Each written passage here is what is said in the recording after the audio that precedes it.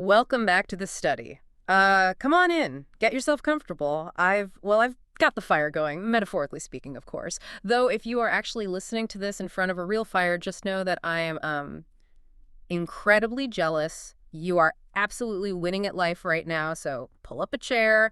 We are settling in for, a late night deep dive.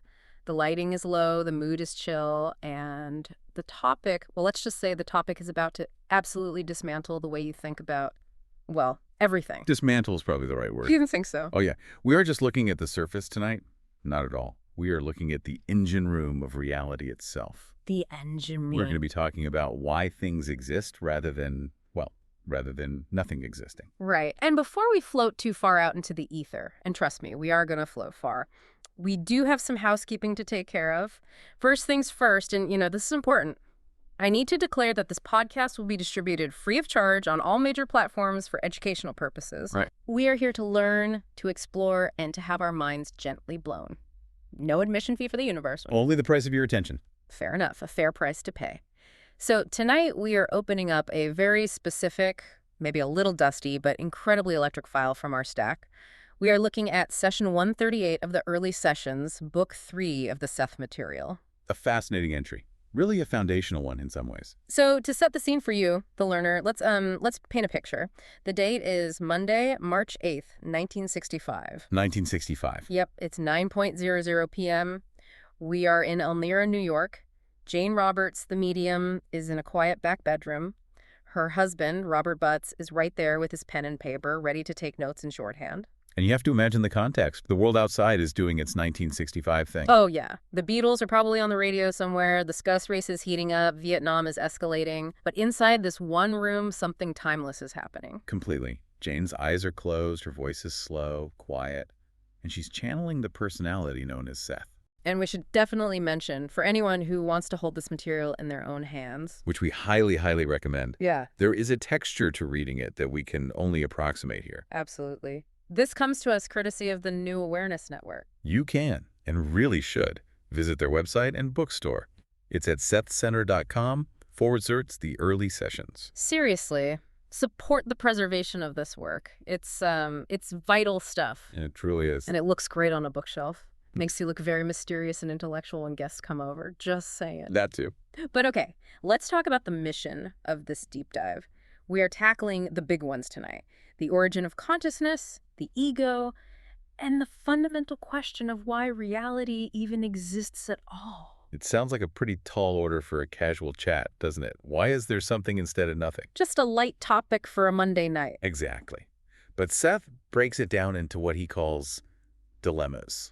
I love that framing. Yeah. I really do. It implies that the universe exists because of a problem it couldn't solve. It wasn't some master plan. It was a master predicament. Precisely. The hook here, if you want to think of it that way, is the idea of the exquisite imbalance. Oh, that's good. Isn't it? Yeah. We tend to think that peace and balance and stasis are the ultimate goals of existence.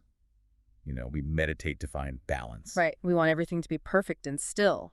But Seth argues in this session that if everything were perfectly balanced, nothing would exist. Wow. We are the result of a cosmic oops, or rather a cosmic struggle. So we're the noise made by the universe trying to figure itself out. That's a very poetic way to put it. And if the universe ever actually figured itself out, the noise would stop and we'd just vanish. That is not entirely inaccurate based on this text. Okay. Mind-bending. I love it. So grab your tea or your wine or whatever helps you contemplate the infinite. We're going to drift into session 138. Let's start with the vibe in the room, because this session kicks off with something called sigh time. Right. Before Seth even started speaking, Rob, Jane's husband, he notes the context in what's called the front matter of the session. Jane has been practicing something she calls psychological time, or sigh time. Sigh time. It sounds like a concept from a Philip K. Dick novel. But in the context of the Seth Material, what are we actually talking about here? It's basically a deep meditative state, right? It is, but I think meditative state might be a little too passive of a description. How so? Well, we often think of meditation as, clearing the mind or focusing on your breath. Sigh time, for Jane, was a very active, disciplined disassociation. Active disassociation. Yeah. In the notes for this session, Jane reports a feeling of lightness and separation from her physical self.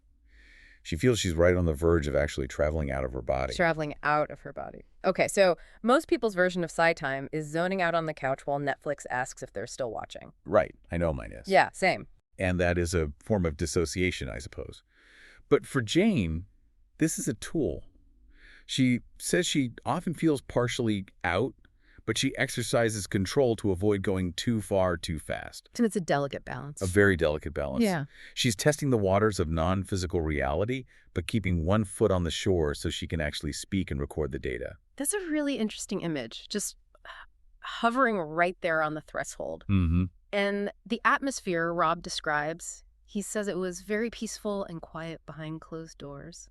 There's something undeniably chilling about that description. Chilling is a good word. Not scary chilling, just cool. Spooky cool. Yeah. It's just the two of them, late at night, the house is silent, and she's just drifting away from her body to bring back this philosophy. It absolutely sets the stage for the depth of the material.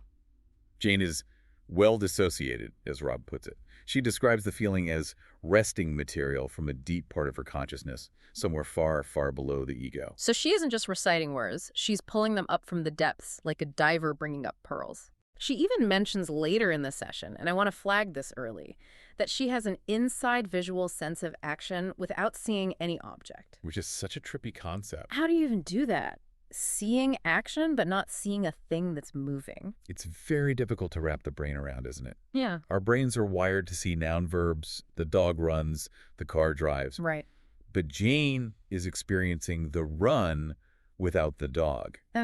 It's the difference between watching a car drive by and understanding the concept of movement itself. So she isn't looking at the idea. No. In that trance state, she is part of the idea. This is experiential philosophy. She's not just dictating a textbook, she's feeling the math of the universe. Exactly. And that feeling tells us that what follows isn't speculation. To her, in that moment, it's a report from the front lines. Okay, so she's in the zone, the room is quiet, Seth comes through, and he starts talking about action and identity. And immediately, we hit the first big concept. He defines identity in a way that just, it breaks my brain a little bit. Yes. Seth is building a framework here from the ground up. He defines identity in a way that is very, very different from how we usually define it in psychology or sociology. He says, identities may be termed action, which is conscious of itself. Action which is conscious of itself. Okay, let's unpack this, because usually I think of my identity as me. I am a noun. I am a person. A thing. A thing. I am a host. I have a name. I have a history. I have a collection of objects in my house. Right. We think of ourselves as objects or things. Yeah. We think of ourselves as a vessel that contains thoughts and feelings. But Seth is saying you are not a vessel. I'm not a thing. You are not a thing. You are a process. You are an action that has become aware of its own movement. It's like that classic question, can you separate the dancer from the dance? Exactly. You cannot. You can't. If the dancer stops dancing, there is no dance. But while the dance is happening, the dancer and the action are completely interwoven. You are the dance. That's beautiful, but it's also kind of terrifying, because if I am the action, what happens if the action stops? Well, according to Seth, action is reality. It doesn't stop. It doesn't. But to understand why it doesn't stop, we have to look at where action comes from. And this leads us straight into what Seth calls the first dilemma. Okay, the first dilemma. This is the origin story of the universe. Forget the Big Bang for a second. This is the metaphysical Big Bang. It is the cosmology of Seth. He describes something he calls inner vitality. Think of this as the raw, infinite stuff of the universe, the potential energy of everything. God, all that is, the source, whatever name you want to use. Inner vitality, got it. Seth calls it inner vitality. And this inner vitality has a desire. It wants to materialize. It wants to show itself. It wants to go from potential to actual. Correct. Yeah. It has a drive to completely materialize itself. But here's the catch. Here's the dilemma. It cannot completely materialize. Why not? Is it not powerful enough? No, it's the opposite. Yeah. It is too powerful. It is infinite and self-generating. Imagine you were an artist with a completely infinite imagination. You paint a canvas to express yourself. But the moment you finish that painting, your imagination has already generated 10 more ideas because of the act of painting. So you paint those 10. And painting those 10 generates 100 more. You see the problem. The desire is to completely materialize itself. To get it all out. To empty the reservoir. But because it is infinite, the act of creation just creates more potential. It's a feedback loop. Oh, I see. It's like trying to count to infinity. You can never finish because there's always another number. Perfect analogy. The more you count, the more numbers there are ahead of you. That is the first dilemma. Seth says, and I'll quote a small portion here to get the wording right, action is the dilemma between inner vitality's desire and impetus to completely materialize itself and its inability to completely do so. So action, movement, energy, the universe happening, you and me talking right now, is basically the result of cosmic frustration. In a cosmic sense, yes, Yeah. it is the result of a struggle. If inner vitality could snap its fingers and be done, there would be static perfection. It would be finished. Nothing would move. But because it can't finish the job, we get this constant driving motion. We get action. That is actually oddly comforting. The universe exists because it's trying to do something it can't quite finish. We are living in the attempt. We are the sweat on the brow of the universe. And Seth calls it an exquisite imbalance. He says, for consciousness and existence do not exist because of delicate balances, so much as they are made possible by lacks of balances. Exquisite imbalance. I'm going to put that on a t-shirt. That's fantastic. It sounds like a great name for a jazz band. Or a really chaotic relationship. It really does. But think about the implications for the learner listening right now. We are taught to seek balance. We are taught that Zen means everything is even and still. Right, right. But Seth is saying reality itself is fueled by imbalance. If balance were ever truly maintained, reality as we know it would cease. So if you feel a little off-kilter, a little chaotic, a little unfinished, congratulations. You're real. You're doing it right. You are participating in the fundamental nature of the cosmos. Perfection, in the sense of completion, is death. Imbalance is life. Okay, so we have inner vitality and trying to materialize, failing to finish, and creating action. That's step one. That's the first dilemma. Yep. But Seth says there are 3 dilemmas. So the plot thickens. What happens next? Well, now that we have action and we have identity, which we established as action conscious of itself, Right. we run into a new problem, a new conflict, the conflict between stability and change. This is the second dilemma. Yes, identity, that part of the action that knows itself. It wants to know what it is. It seeks stability. It wants to say, I am this. Right. I want to say I am the host. I don't want to wake up tomorrow and be a toaster. Exactly. I want continuity. I want to know that the me going to sleep is the me waking up. Exactly. Identity constantly attempts to maintain stability. It wants to freeze the frame so it can see itself. But remember what identity is made of. Action. And what does action do? It moves. It changes. By definition. Precisely. So you have identity trying to hold still, Yeah. but it is built out of stuff that must move. Can't stop. Action inherently involves change. To act is to change. So identity needs action to exist because without action, there's no identity. But action threatens identity's stability. It's a paradox. I need to change to exist, but if I change, I'm not the same me anymore. That is the friction. That is the creative strain of this friction, this creative strain between the desire for stability and the necessity of change. It creates something new. It creates consciousness of self. This feels very, very relatable. It's like the human condition in a nutshell. Isn't it? We all want things to stay the same. We want our youth, our comfortable routines, our favorite coffee shop to never close. But life just keeps pushing us forward. We get older, things change, and that anxiety, that friction, that is our consciousness. Seth would say yes. That awareness of I am me, but I am changing is what sparks self-consciousness. If you were perfectly stable, you wouldn't need to be conscious. You'd just be a rock. Or not even a rock, just a concept. Right. And if you were pure change without identity, you'd be chaos. You are the spark jumping between those two poles. It's like an electric arc. The light only happens because of the resistance. If the current just flowed perfectly with no resistance, there'd be no light. Beautifully put. Seth says, it is this dilemma that results in the imbalance, the exquisite creative byproduct that is consciousness of self. I love that idea that we are a byproduct. It sounds so incidental. We're just the sparks flying off the cosmic grindstone. It really humbles the ego, doesn't it? It does. Which brings us inevitably to the third dilemma. And this is the one that really gets into the human psychology we deal with every single day. The ego. The villain of so many spiritual stories. Or at least the misunderstood anti-hero. Seth makes a very crucial distinction here. He says, consciousness of self is not the same thing as ego consciousness. Okay, break that down for me. Because I usually use them interchangeably. I am conscious of myself. I have an ego. It all feels like the same soup. Right. Consciousness of self is aware of itself within the action. It knows it is the dancer. It flows with the rivers. Okay. It accepts the change. It says, I am changing, and that is what I am. So it's chill. It's riding the wave. The ego, on the other hand, arises from the third dilemma. The ego is what happens when consciousness of self tries to separate itself from action. It tries to get out of the river. It tries to climb onto the bank and watch the river flow by. It wants to objectify the action. It wants to say, I am here and the action is over there. The subject and the object. It wants to be the subject acting upon objects. We just established that you are the action. You can't separate from it. If you Yeah. step out of the river, you evaporate. Exactly. It's an impossible attempt. But the attempt creates the ego. The ego is an illusion of separation. It's a construct. It is a psychological construct built to pretend that we are stable, static viewers of a moving world. I have to stop you there, though, because this sounds a little bit like we're beating up on the ego. And I know spiritual types love to do that, kill the ego. Right. But I need my ego, don't I? If I didn't have an ego, wouldn't I just be a vegetable drooling on the carpet?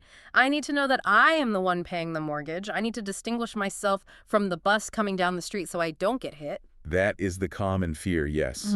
We think the ego is the captain of the ship. We think it's the thing keeping us safe. It feels like it is. But Seth is asking you to look at the instrument panel. Is the ego actually steering? It feels like I'm steering. I decided to pick up this coffee cup just now. That was me. That was my ego. Was it? Or did the impulse to drink arise from a biological thirst, which is action, and your hand moved via nerve impulses, which is action, and your ego just sat in the control tower and said, yes, I authorize this, about half a second after it already started happening? Okay, that's unsettling. You're saying the ego is like the guy in the passenger seat slamming on an imaginary brake pedal. Or holding a plastic steering wheel on a roller coaster. The plastic steering wheel, I love that. That is perfect. The ride is moving on its own tracks laid down by your inner self, your biological reality, the action we've been talking about. The ego is just shouting, turn left, every time the track turns left, and then congratulating itself on a job well done. Wow. Seth says, and this is a key quote, ego consciousness strives to perceive action in such a fashion that it appears to ego that action is initiated by the ego. The ego thinks it's the boss. I decided to move my arm. I decided to think this thought. When in reality, the movement and the thought are part of the flow of action that is you. The ego claims ownership after the fact. It's a mechanism for stability. It's the spin doctor. That's the ultimate spin doctor. It pretends things are under control. That is hilarious and also deeply existential. The ego is the ultimate middle manager who actually does no work but takes all the credit for the team's success. And this is the root of how we perceive the physical world. This mistake, this dilemma of the ego, causes us to view reality as a collection of objects separate from us, We see a chair, a tree, a person as things out there. rather than as patterns of action that we are intimately connected to. We turn action into objects. We freeze frame the movie so we can analyze the individual frames, and we forget the movie is playing. Precisely. And this is why the physical world appears the way it does. It is the ego's construction. It solidifies the fluid energy of the universe into stuff so it can feel safe and separate. So let's zoom out a bit. We've got the stack of dilemmas. Let's just recap because this is dense stuff. Let's do the stack. Okay, 1. Inner vitality tries to materialize but is infinite, so it can't finish. This failure creates action. Right. 2. Identity tries to be stable but is made of action, so it must change. This friction creates consciousness of self. 3. Consciousness of self tries to separate from action to feel safe. This impossible attempt creates the ego. A cascade of creative failures or creative dilemmas. A beautiful, messy creative process. It really reframes the whole "why are we here" question. We aren't here because of a perfect divine plan that is ticking along like some Swiss watch. No. We are here because of a turbulent, creative, messy struggle. Seth uses that phrase again. So richly creative there would be no reality, as it is understood to be, if balance were ever maintained. It's the so what of this whole deep dive, really. Why does this matter to the learner listening right now, dealing with their job, their kids, their anxiety? I think it matters because it changes your relationship with your own life. We spend so much energy trying to fix ourselves, trying to find perfect peace, perfect balance. Oh, constantly. We think if we are anxious or changing or unstable, something is wrong with us. We think, I need to get my life in order. Right. Once I get everything balanced, then I'll be happy. But this material suggests that the instability is the life. The friction is where the consciousness lives. If you stop fighting the change, if you stop trying to be the ego standing on the riverbank and just realize you are the river, well, the suffering diminishes. The struggle changes. The dilemma remains, but the struggle against it changes. It's the difference between drowning and swimming. Hmm? The water is the same, the action is the same, but one is fighting the current and the other is moving with it. And remember Jane's experience at the end of the session. This is so important to circle back to. She didn't just hear these words. She reports that she attained a visceral knowledge of the concepts. Yeah, she said she felt she became action gestalts, which, again, sounds like a psychedelic rock band name, but also, what does that even feel like? She said she felt the concept visually and emotionally. She wasn't apart from it. This suggests that truly understanding this material isn't an intellectual exercise. No. You can't just memorize the 3 dilemmas and get enlightenment. It's not a test. You have to feel the flow. You have to shut up the ego for a second, take the plastic steering wheel away from it, and just feel the G-forces of the ride. You have to sense that inner vitality within yourself. It creates that chilling drift we mentioned at the start. Yeah. It's a cool, detached, but deeply connected way of being. You realize, oh, I'm just a dimension of action. I'm a pattern. And patterns can change. Patterns flow. It takes the pressure off. I don't have to hold the universe together. It's already holding itself together by trying to pull itself apart. That is the great paradox. It really does feel lighter just talking about it. I feel like I can unclench my jaw a little bit. That is the goal. Knowledge should liberate. So before we wrap up, I want to circle back to the source one more time. This entire deep dive was based on just one session, session 138 of the Early Sessions, Book 3. And it's so dense, it's beautiful, and frankly, we only scratched the surface. You really did. There is so much more in there about the nature of matter, the inner senses, the specific mechanics of how thoughts become things. So please, go to sethcenter.com/the early sessions. Support the New Awareness Network. These books are treasures, and they are being preserved by people who really care. And as we sign off, here is a provocative thought for you to mull over in the dark tonight. We talked about how the ego is a result of a dilemma, a mistake of trying to separate yourself from your actions. Mm-hmm. So, what happens if you stop? What happens if you stop trying to be the thinker of the thoughts and just be the thinking? Do you disappear? Do you dissolve into the ether? Or do you suddenly realize you are everything? That's the ultimate question, isn't it? If you drop the illusion, do you lose yourself or do you find the universe? I'm going to let them sleep on that one. Keep it unbalanced, everyone. Good night. Catch you on the next deep dive.